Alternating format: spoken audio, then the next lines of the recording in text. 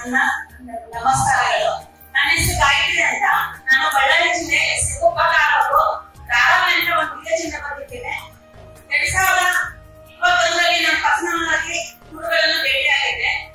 2022ರಲ್ಲಿ ನಾನು ನಮ್ಮ ಯಜಮಾನರಿಗೆ ಬರ್ಲಿಕ್ಕೆ ಇಷ್ಟ ಇರಲಿಲ್ಲ, ಬಲವಂತವಾಗಿ ಪಕ್ಷಕ್ಕೆ ಕರ್ಕೊಂಡು ಬಂದಿದ್ದೆ. ಅಲ್ಲಿಂದ ನಾನು ಅಫರ್ಮೇಷನ್ ಮಾಡ್ಕೊತಾನೆ ಇದ್ದೀನಿ 2 years ಇಂದ.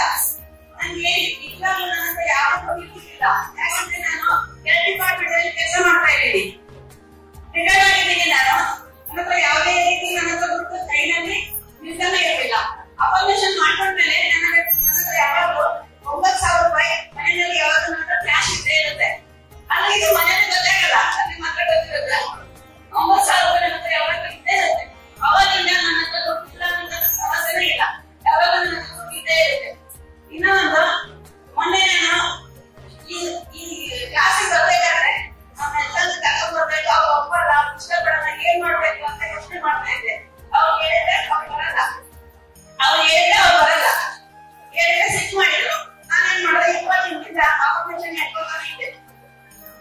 ಮಲ್ಲಿಕಾರ್ಜುನವರು ಹೊರಗಡೆ ಕ್ಲಾಸ್ಗೆ ಬಂದದಕ್ಕಾಗಿ ವಿಶ್ವಕ್ಕೆ ಕೃತಜ್ಞತೆಗಳು. 20 ನಿಮಿಷದಿಂದ ಹೇಳ್ಕೊತಾನೆ ಇದ್ದೆ. ಆಯ್ತು, ಅವ್ರು ಕ್ಲಾಸಿಗೆ ಬರೋಕೆ ರೆಡಿ ಆದ್ರು. ಬುಕ್ ಮಾಡ್ಕೊಂಡೆ. ಬುಕ್ ಮಾಡ್ಕೊಂಡ್ಮೇಲೆ ಮಗನ ಏನ್ ಹೇಳಿದ್ರು, ನಾನು ಬರಲ್ಲ, ಮಗನ್ ಕರ್ಕೊಂಡು ಹೋಗ್ಬಿಡ ಅಂತ. ನನಗೆ ಟೆನ್ಷನ್ ಆಯ್ತು, ಯಾಕಂದ್ರೆ ಮಗನ್ ಕರ್ಕೊಂಡು ಬಂದಿದ್ದು ನನಗೆ ಇಷ್ಟ ಇಲ್ಲ, ಅವರೇ ಬರಬೇಕು.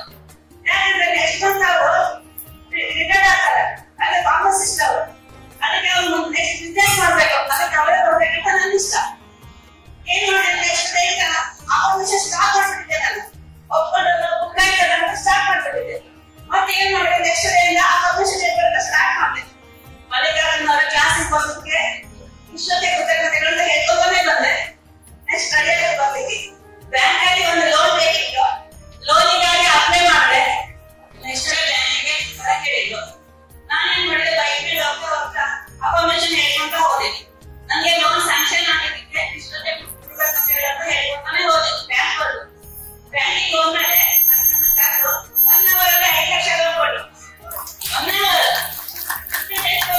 1 hour ಅಲ್ಲಿ 5 ಲಕ್ಷ ಲೋನ್ ಸ್ಯಾಂಕ್ಷನ್ ಆಗಿದೆ. ಅವತ್ತೇ ಜಾಕ್ ತಗೊಂಡು ಮನೆಗೆ ಬಂದೆ. ಅದಾದ್ಮೇಲೆ ನಾನು ರಿಟೈರ್ಡ್ ಸ್ಟಾಫ್ ನರ್ಸ್. 2022ರಲ್ಲಿ ನಮ್ಮ ಊರಲ್ಲಿ ಒಂದು ಹೊಳೆದೊಂದು ಎಲ್ಲಾ ಕಡೆ ಇದೆಲ್ಲ ರೋಡೆಲ್ಲ ಬ್ಲಾಕ್ ಆಗ್ಬಿಡುತ್ತೆ. ಎಲ್ಲೂ ಹೋಗ್ಲಿಕ್ಕೆ ಚೆನ್ನಾಗಿ ದಾರಿನೇ ಇಲ್ಲ, ಯಾವ ಬಸ್ಸು ಗಾಡಿಗಳು ಏನು ಓಡಾಡಲ್ಲ. ನಮ್ಮ PSC ಲೆವೆಲಲ್ಲಿ ಪ್ಲೀಸ್ ಡೆಲಿವರಿ ಮಾಡಲಿಕ್ಕೆ ಅವಕಾಶ ಇಲ್ಲ. ಮೇಡಮ್ಗೆ ಗೊತ್ತು, ಪ್ಲೀಸ್ ಡೆಲಿವರಿ ಮಾಡಲಿಕ್ಕೆ ಅಡಿಯಲ್ಲಿ ಅವಕಾಶ ಇಲ್ಲ. ಅವ್ರು ಬಂದಿದ್ದಾರೆ, ಪಾಪ ಅವ್ರಿಗೆ ಎಲ್ಲೂ ಹೋಗ್ಲಿಕ್ಕೆ ಅವಕಾಶನೇ ಇಲ್ಲ. ನಮ್ಮ ಹಾಸ್ಪಿಟಲ್ ಡೆಲಿವರಿ ಮಾಡ್ಬೇಕು. ನಾನು ಏನ್ ಮಾಡ್ಬೇಕು? ಅಲ್ಲಿನ ಸಿಸ್ಟರ್ಗಳು ನನ್ನ ಕೇಳ್ಕೊಂಡು, ಸಿಸ್ಟರ್ ಬಾಗಿ ನಮ್ಗೆ ಟೆನ್ಷನ್ ಆಗಿದೆ, ಸ್ವಲ್ಪ ಡೆಲಿವರಿ ಪ್ಲೀಸ್ ನೋಡಿ ಅಂತ ಹೋಗಿ ಚೆಕ್ ಮಾಡಿ ನೋಡಿದೆ. ಮೇಡಮ್ 2 ಹೇಗೆ ಬಂದು ಕೂತ್ಕೊಂಡಿದೆ, ನೆಮ್ಮದಿ ಬಂದು ಕೂತ್ಕೊಂಡಿದೆ. 2 ಅಂದ್ರೆ 2 ಮಾತ್ರ ಒಂದೇ ಸಲ ನಾನು ಮುಂದೆ ನೀನ್ ಮುಂದೆ ಅಂತ ಬಂದು ಕೂತ್ಕೊಂಡ್ಬಿಟ್ಟಿದೆ. ನಾನು ಯಾವ ತರ ಮಾಡ್ಬೇಕು ನನಗೆ ಟೆನ್ಷನ್ ಆಗಿದೆ, ಡೆಲಿವರಿ ಮಾಡ್ಲಿಕ್ಕೆ ಟೆನ್ಷನ್ ಆಗಿದೆ. ಏನ್ ಮಾಡ್ಬೇಕು? ಅಫರ್ಮೇಷನ್ ಹೇಳ್ಕೊಂಡೆ. ಆ ಪೇಷಂಟ್ ಹೆಸರು ಲಕ್ಷ್ಮಿ ಅಂತ. ಲಕ್ಷ್ಮಿಗೆ ಸುರಕ್ಷಿತವಾಗಿ ಹೆರಿಗೆ ಆಗಿ ತಾಯಿ ಮಗು ಸುರಕ್ಷಿತವಾಗಿ ಇದ್ದಿದ್ದಕ್ಕೆ ಶ್ರದ್ಧೆ ಕೃತಜ್ಞತೆಗಳು. ಒಂದು 5 ಸಲ ಹೇಳ್ಕೊಂಡೆ. 5 ಸಲ ಹೇಳ್ಕೊಂಡು ಏನ್ ಮಾಡಿದೆ ಮೇಡಮ್, ಒಂದು ಮೆಂಬ್ರೇನ್ ರಕ್ಷಣೆ ಮಾಡಿದೆ. ಒಂದು ಮೆಂಬ್ರೇನ್ ರಕ್ಷಣೆ ಮಾಡಿದೆ. ಒಂದು ಬೇಬಿ ಬಂತು. ಒಂದು ಬೇಬಿ ರಿಸೀವ್ ಮಾಡ್ಕೊಂಡು 10 ನಿಮಿಷದಲ್ಲಿ ಇನ್ನೊಂದು ಬೇಬಿ ಬಂತು. ಅಫರ್ಮೇಷನ್ ಹೇಳ್ಕೊಂಡ್ರೆ ಡೆಲಿವರಿ ಆಯ್ತು. ನನ್ನ ನಂಬಿಕೆ. ನನ್ಗೆ ಗೊತ್ತಿಲ್ಲ, ನೆಕ್ಸ್ಟ್ ಡೇ 3D9 ಪೇಪರ್ ಅಲ್ಲಿ ಎಲ್ಲ ನನ್ನ ಫೋಟೋ, ನನ್ನ ಹೆಸರೆಲ್ಲ ಬಂತು. ಗುರುಗಳಿಗೆ ಹೊಸದಾಗಿ ಭೇಟಿ ಆಗಿದ್ದಾಗ ಒಂದು ಹೇಳ್ಕೊಟ್ಟು ನನಗೆ, ಪ್ರಪಂಚದಲ್ಲಿ ನನ್ನನ್ನು ಗುರುತುಪಡಿಸಿದ ವಿಶ್ವಕ್ಕೆ ಕೃತಜ್ಞತೆಗಳಂತ ಹೇಳ್ಕೊಂತ ಹೋಗ್ಬೇಕು ಹೇಳಿದ್ರು. ಒಂದೇ ವಾರ ಹೇಳಿದ್ದೆ. ಡೆಲಿವರಿ ಮಾಡಿ ನೆಕ್ಸ್ಟ್ ಡೇನೆ 3D9 ಪೇಪರ್ ಅಲ್ಲಿ ನನ್ನ ಹೆಸರು ಫೋಟೋ ಬಂತು. ತುಂಬಾ ಖುಷಿ ಆಯ್ತು.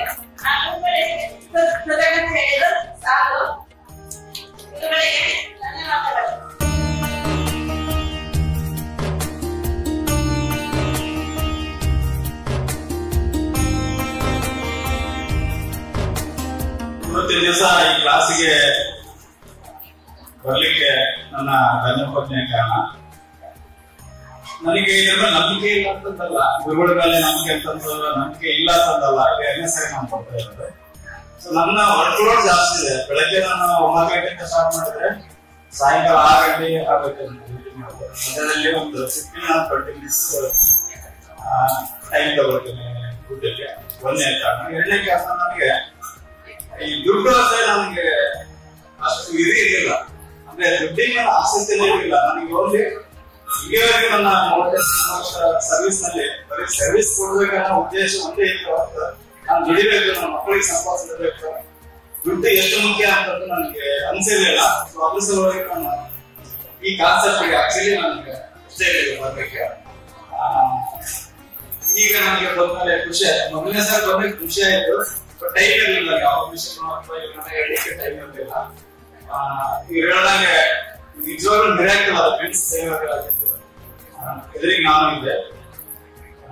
ನಿಜವಾಗ್ಲೂ ಅವಕಾಶ ಅದು ಒಳ್ಳೆಯದು. ಎರಡನೇದು ಮೊನ್ನೆ ರೀಸೆಂಟ್ ಆಗಿ ಒಂದು ಡೆಲಿವರಿ ಆಕ್ಚುಲಿ. ಸೊ ಹೀಗೆ ಸ್ಟಾಫ್ ಮೇಲೆ ಒಬ್ಬರಿಗೊಬ್ಬರಿಗೆ ಸ್ವಲ್ಪ ವೈಯಕ್ತಿಕವಾಗಿ ಎಲ್ಲ ಇದ್ದೇ ಇರೋದು. ಬೆಳಗ್ಗೆ ಅನ್ಕೊಂಡೆ ನಾನು, ಇವತ್ತು ನಾನು ಹೋಗ್ತಾ ಇದ್ದೀನಿ, ಅವ್ರಿಗೆ ಅವ್ರು ಏನ್ ನನ್ನ ಒಂದ್ ರೀತಿ ಟೀಕೆ ಮಾಡ್ತಾ ಇದ್ದಾರೆ, ಅವ್ರಿಗೆ ನನ್ನಿಂದಾನೇ ಅವ್ರಿಗೆ ಪಶ್ಚಾತ್ತಾಪ ಆಗಬೇಕು. ಹಾಗಾಗಿ ನಾನು ರೆಡಿ ಆಗ್ತೀನಿ ಅಂತ ಅನ್ಕೊಂಡು ಈಗ ಸೇಮ್ ಇವತ್ತು ಈಗ ಗೆಡ್ಡೆಗಿಲ್ಲ ಡೆಲಿವರಿ ಪ್ರಾಬ್ಲಮ್ ಆಯ್ತು. ನನ್ನ ಸಹಾಯ ಬೇಕೇ ಬೇಕಾಯ್ತು. ಆಕ್ಚುಲಿ ಇವತ್ತಿಗೆ ನಾನು ಫಾರ್ಮಸಿ ಸಲುವಾಗಿ ಕೂಡ ಎಲ್ಲ ಡೆಲಿವರೀಸ್ ಕೂಡ ನಾನು ಕೊಟ್ಟಿದ್ದೀನಿ. ಸೊ ಅವ್ರು ಕರೆಬೇಕಾಯ್ತು. ಡಾಕ್ಟರ್ ಕೂಡ ನನಗೆ ನಾವು ಮಾಡಿದಾಗ ನಾನು ಹೋಗ್ತಾ ಇರಲಿಲ್ಲ. ನನ್ನ ಮೆಡಿಕಲ್ ಮುಂದೆ ಕಾಲ್ ಮಾಡಿದ್ರು.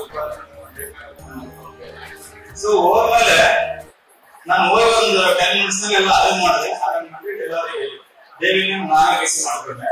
ಸೊ ಅವಾಗ ಅನಿಸ್ತು ನನಗೆ, ಅವ್ರಿಗೆ ಅನಿಸ್ತು ಸಾರಿಗೆ ನನ್ನ ಸುಮ್ಮನೆ ಬೇಜಾರು ಮಾಡಿದ್ರು ಅಂತ ಅವ್ರಿಗೆ ಅನಿಸಿರ್ಬೇಕು. ಇವಾಗ ಕೂಡ ಅನಿಸಿರ್ಬೇಕು ನನಗೆ. ಸೊ ಅದಕ್ಕೆ ಖುಷಿ ಆಯ್ತು ನನಗೆ. ಖುಷಿಯಿಂದಲೇ ನಾನು ಈ ತರಗತಿಗೆ ಬಂದೆ. ಅದಕ್ಕೆ ಈ ಗುರುಗಳಿಗೆ ಮತ್ತು ಎಲ್ರಿಗೂ ನನ್ನ ಧನ್ಯವಾದಗಳನ್ನು.